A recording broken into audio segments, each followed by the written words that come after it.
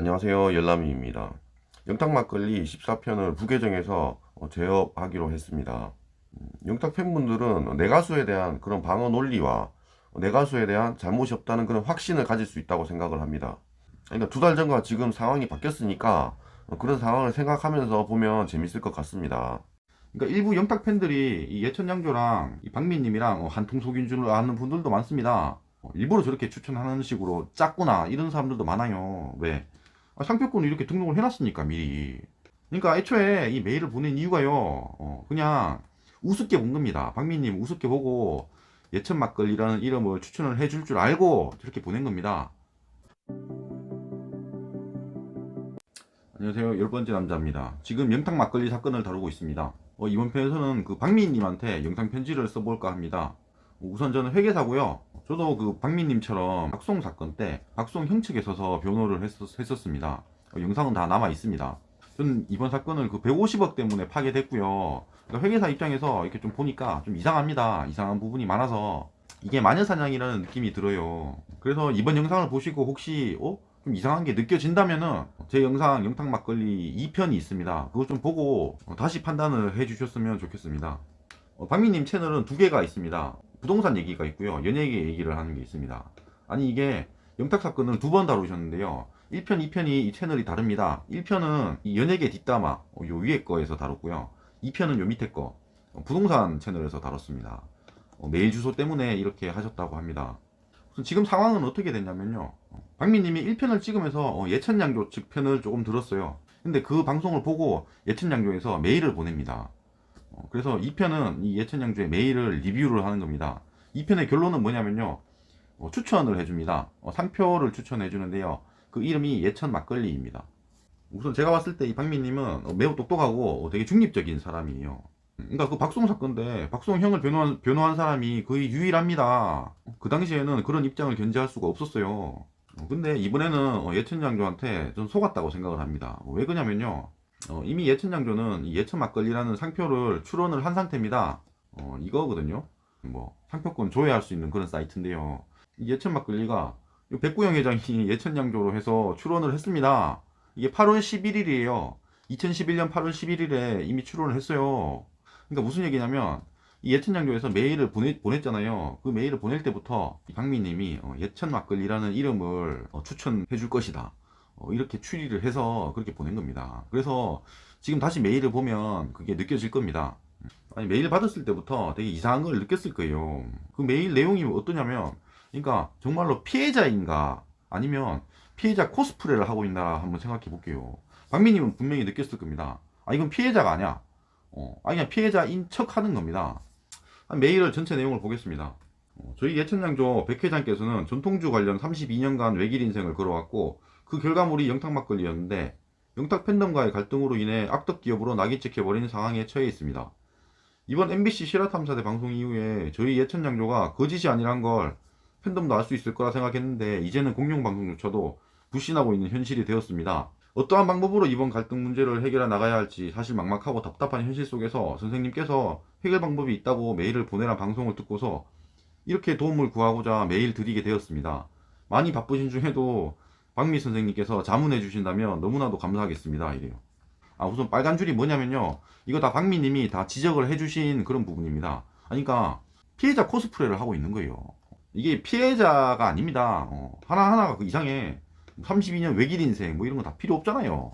그리고 뭐 팬덤과의 갈등으로 악덕 기업으로 낙인 찍혀 있다. 지금 상황이 그런가요? 안 그렇습니다. 지금 욕을 먹고 있는 건 영탁입니다. 영탁. 영탁을 보호하는 건 영탁 팬밖에 없어요.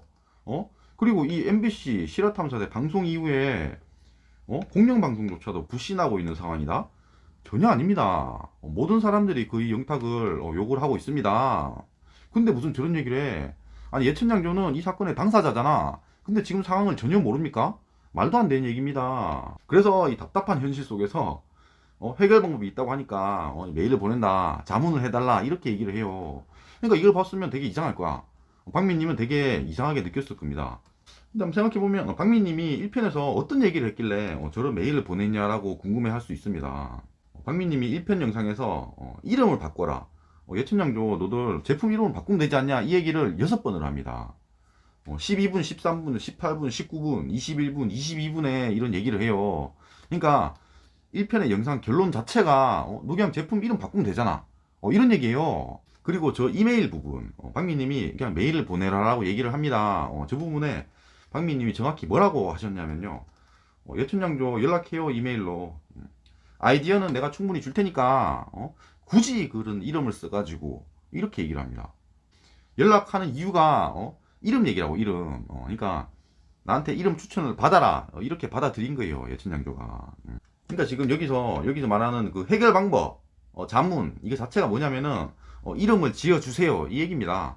뭐 혹시 문제될까봐 이름을 추천해 주세요, 이런 얘기는 할 수 없습니다. 그래서 그렇게 안 하고 저렇게 얘기를 쓴 거예요. 그리고 저걸 듣고 이 박민님이 이름을 추천해 주셨잖아요. 그게 예천 막걸리였잖아요. 아니 그러면 이렇게 얘기를 할 수 있습니다. 아니 그러면 야, 예천 막걸리로 추천해 줄 줄 미리 알고 있었다는 거야, 예천 양조는? 맞습니다. 맞아요. 이거 제가 10월 8일에 올린 영탁 막걸리 4편입니다. 이때 제가 뭐라고 했냐면요. 예천 양조가 지금 이러는 이유에 대해서 추리를 한 내용입니다. 아니 무슨 얘기냐면 어차피 상표권으로 지금 붙고 있잖아요. 근데 상표권 쌓아서 예천 양조가 이긴다고 칠게요. 이긴다고 치더라도 영탁 팬들은 이 영탁 막걸리를 사 먹지 않습니다. 그러니까 전혀 의미가 없는 싸움인 거예요. 그러면 이런 의미 없는 싸움을 왜 걸고 있냐 이겁니다. 그냥 피해자 코스프레를 하고 있는 거고요. 그냥 예천양조라는 이름을 알리는 겁니다. 그냥 마케팅을 하고 있는 것일 뿐이에요. 그래서 나중에 이제 예천양조가 신제품을 출시를 하면 예천 막걸리로 하지 않을까라고 제가 이 영상에서 얘기를 한 겁니다. 왜? 예천양조라는 이름이 알려졌으니까 예천양조 하면 딱 떠오르는 게 그냥 예천 막걸리예요. 그래서 그랬습니다. 그러니까 결과적으로 어떻게 됐냐면 제가 10월 8일에 그런 추리를 했고요. 예천 막걸리라는 이름을 내지 않을까라는 추리를 했고 10월 11일에 방송에서 박민님이 예천 막걸리라는 이름을 실제로 추천을 해주셨습니다. 예천 양조에다가. 그래서 이게 우연이 아니라는 겁니다. 예천 양조라는 이름을 들으면 예천 막걸리라는 이름을 떠올린다는 거예요. 그리고 근데 이 시간 때문에 이게 순서대로 이렇게 됐기 때문에 그러니까 일부 영탁 팬들이 이 예천 양조랑 이 박민님이랑 한통속인 줄 아는 분들도 많습니다. 일부러 저렇게 추천하는 식으로 짰구나 이런 사람들도 많아요. 왜? 상표권을 이렇게 등록을 해놨으니까 미리. 그러니까 애초에 이 메일을 보낸 이유가요. 그냥 우습게 본 겁니다. 박민님 우습게 보고 예천 막걸리라는 이름을 추천을 해줄 줄 알고 저렇게 보낸 겁니다. 그걸 아셔야 돼요. 그러니까 속은 거예요. 여기서 좀 이상을 느끼셨다면 제 영상 영탁 막걸리 2편을 좀 보셨으면 좋겠습니다. 거기서 제가 150억에 대해서 회계사로서 조목조목 싸그리 다 반박을 했습니다. 이게 사람들이 착각을 하는데 모델료 문제가 아니에요. 상표권이 걸려있는 문제입니다. 그러니까 입장을 바꿔놓고 한번 생각을 해볼게요. 그러니까 박미님이 만약에 영탁의 입장이었다고 칠게요. 그 사장이 갑자기 나한테 도장을 찍어달래. 도장을 찍어서 이 상표를 이렇게 하겠대. 혼자 하겠대. 그러면 당연히 안 찍어줍니다. 그걸 찍어줄 이유가 없어요. 왜? 처음에 계약할 때 그런 조건이 없었으니까요. 그렇게 이렇게 도장을 찍어주면 내 이름을 뺏기는 거잖아. 그래서 그걸 찍어줄 사람은 아무도 없습니다. 그러니까 그 엄마한테 계속 찍어달라고 했던 거예요. 그러다가 안 되니까 어떻게 했어요? 이렇게 제시를 했습니다. 그 7억이라는 거, 7억 내역이 이렇게 됩니다. 모델료 2.5억에 그 도장 찍는 값이 4억 5천이에요. 그러니까 4억 5천에 팔아라 이 얘기를 한 겁니다. 이 승낙을 한다는 게 사실상 달라는 거예요. 그러면 그렇잖아요. 처음에는 공짜로 달라고 했잖아. 도장을 찍어 달라고. 근데 나중에는 4.5억을 달라고 했잖아. 그러니까 그 얘기 자체가 이 상표권의 가치가 있다고 자기들이 얘기를 한 겁니다. 그래서 그냥 모델료로만 비교를 할 수는 없다는 얘기예요. 그러니까 박송 때 박송 형 측을 편을 들었으니까 이 마녀사냥을 되게 싫어한다고 생각을 합니다.